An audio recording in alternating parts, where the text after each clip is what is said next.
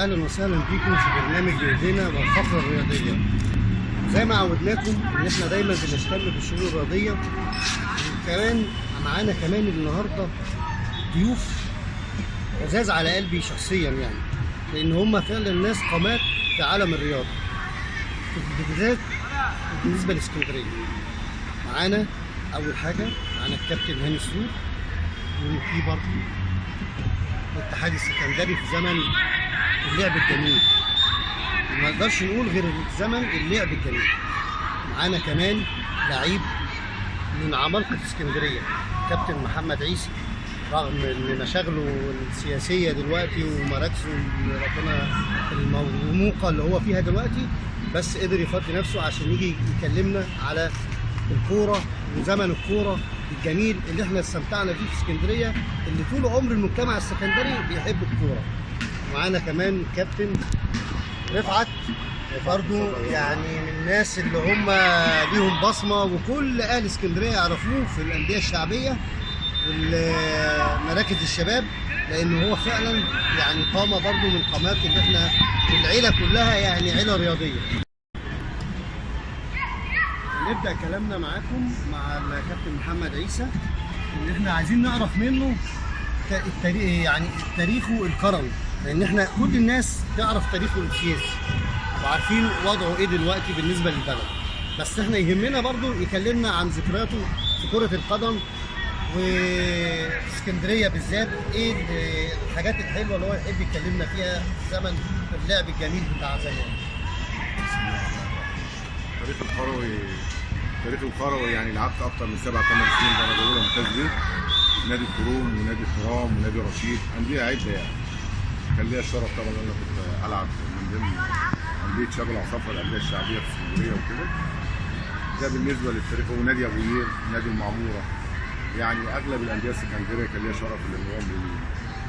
طيب حضرتك بما ان انت خبره كبيره برضه في الانديه الشعبيه بالذات، وانت عارف اسكندريه بتتميز باللعب الدورات الخماسيات والمراكز الشباب الكثيره المنتشره فيها، بس طبعا اهم حاجه عندنا هو فريق سيد البلد. ايه اللي حصل امبارح في سيد البلد؟ رايك ايه في الموضوع ده؟ والله رايي زي كتير من جماهير اسكندريه، رايي كان الموضوع كان كارثي امبارح. نادي الاتحاد كتير عليه جدا، مع احترام نادي سيراميكا اول سنه درجه اولى ممتاز يكسب نادي الاتحاد 5. النهارده فريق نادي الاتحاد للاسف، وانا حزين من اجل ذلك، يعني احنا معانا قمه ومن قمم نادي الاتحاد السكندري من العظماء جيل الزمن الجميل الكابتن هاني السود، شرفنا بوجوده النهارده معانا.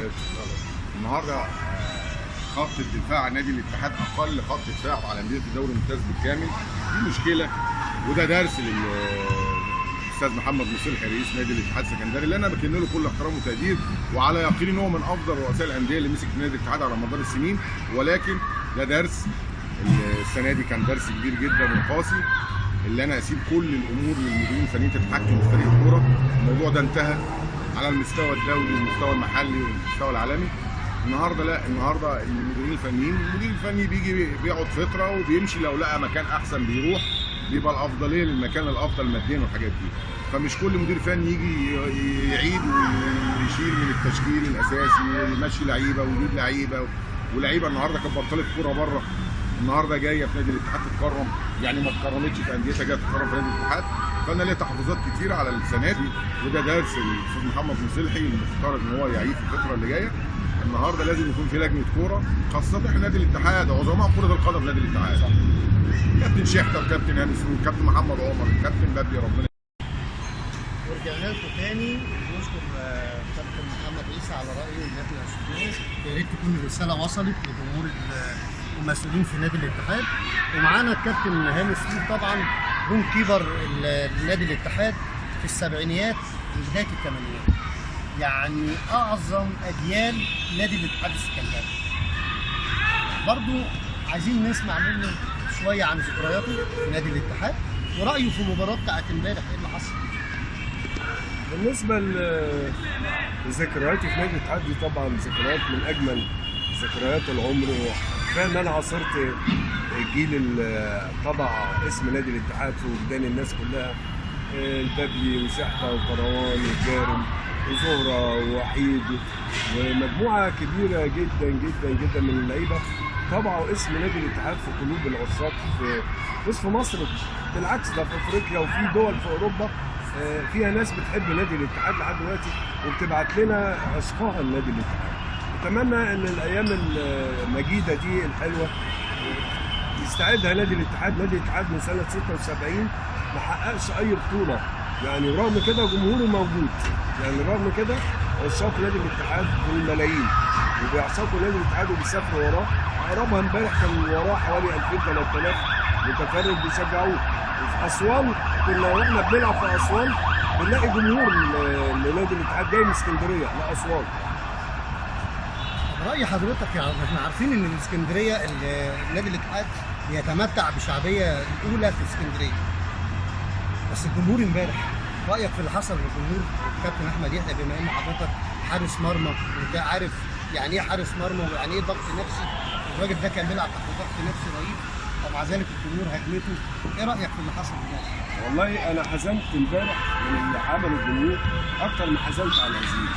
اللي عمله امبارح الجمهور دي حاجه لا تغتفر، وفي بعض يعني ناس مندسه اكيد بين جماهير نادي الاتحاد هي اللي عملت الكلام ده. انا جمهور الاتحاد واعي ما يقدرش يعمل حاجه زي دي وما يرضاش يهين حارس مرمى بيلعب، يعني اخوه لسه متوفي وصمم انه يلعب المباراه عشقا في نادي الاتحاد. فان انتوا تهينوه الاهانات الفظيعه دي، وانا يعني قسيت الموضوع ده، في مدرجات نادي الاتحاد. يعني انا ما كنتش بشتم الا من جماهير نادي الاتحاد، بره ابقى بلعب كل ثقه لان ما فيش حد بيهزني. حته الشتيمه دي بتهز اي حارس مرمى وبتسحب ثقته من نفسه وبتخليه واقف مش عارف يتمركز مش عارف ياخد قرار. فهم اكيد امبارح يعني. تمام يا كابتن، زي ما عرفناكم في اول الحلقه معانا الكابتن رفعت مصطفى زقزق، وعايزين برضه نساله على حاجه مهمه. في لعيبه كتير اتاثرت بالجمهور وادوان كتيره اتهزت، دخل فيها ادوان كتيره بسبب برضه حضرتك تكلمنا عن الموضوع دوت قبل كده. سيبك من الماتش بتاع امبارح، انا مش هتكرر تاني. في نفس الوقت اللي حصل مع الجون انا ما ارضاش، يعني انا ما ارضاش عنه. ليه بقى؟ ده بني ادم بيحس وعنده دم وراجل عنده ظروف، فالجمهور حط عليه حطه وحشه قوي امبارح. انا ما شفتش الماتش امبارح، بس في نفس الوقت زعلت من الموقف اللي حصل. حضرتك في نادي في اسكندريه هنا هو في الانديه الشعبيه، احنا طول عمرنا متعودين ان الانديه الشعبيه بتعضد الفرق الكبيره بلعيبه ونجوم كتير قوي، والملعب ده بالتحديد طلع لعيبه كتيره قوي لنادي الاتحاد السكندري. حضرتك ممكن تكلمنا عنهم وتعرف الجمهور مين اللعيبه اللي طلعت من هنا، وعشان الناس تعرف يعني ايه نادي شعبي وايه مركز شباب وايه فايدته. بص يا كابتن، من ساعه ما قال له الانديه الشعبيه والانديه الشعبيه اتلغت ما بقاش في كوره في اسكندريه. ان كان اساس الانديه الكبيره اللي هي زي الاتحاد الاولمبي والفريق اسكندريه دي كان اساسها الانديه الشعبيه. يعني كان رمزي كامل، كان اولمبي، كان في الاتحاد احمد شرف، طارق فتحي، الكابتن اشرف يحيى، عيد احمد، وفي ناس ثانيه طبعا، ايهاب زكريا، كابتن ايهاب زكريا كابتننا الكبير، كابتن نزيل الصحه، وفي برضه في اولمبي كان في عبد الحكيم عثمان ابن من ابناء نادي الجديد برضه. من ساعه ما لغوا الانديه الشعبيه او قللوها ما بقاش في كوره في اسكندريه. في نهايه اللقاء بنشكر ضيوفي الكرام، واتمنى ان الحلقه دي توصل للرسائل اللي فيها توصل عشان الجمهور يعرف ايه اللي حصل، والمسؤولين على الانديه يعرفوا ايه اللي حصل. احنا عايزين الاتحاد يرجع تاني، عايزين سيد البلد يفضل سيد البلد.